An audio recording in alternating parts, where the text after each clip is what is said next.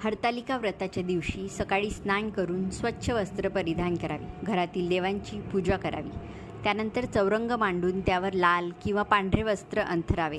अग्नी प्रज्वलित करून पूजेला सुरुवात करावी.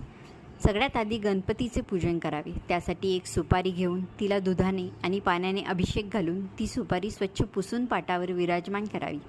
तिला हळदी कुंकू, दुर्वा, लाल पुष्प वाहून गुळ खोबऱ्याचा नैवेद्य अर्पण करावा. त्यानंतर वाळूची शिवलिंग तयार करावे आणि बाजूला पार्वती आणि तिच्या सखीची देखील वाळूची आकृती तयार करावी. भगवान शिवाची पंचोपचार पूजा करावी. 16 प्रकारच्या पत्री, धोत्र्याचे फळ, कापसाचे वस्त्र अर्पण करावे. पानाचा विडा अर्पण केल्यानंतर पार्वती आणि तिच्या सखीची देखील पूजा करावी. पार्वती मातेला ओटीचे साहित्य अर्पण करावे आणि त्यानंतर नैवेद्य दाखवावा. हरतालिका व्रताची कहाणी वाचावी, आरती म्हणावी, संपूर्ण दिवस उपवास करावा आणि दुसऱ्या दिवशी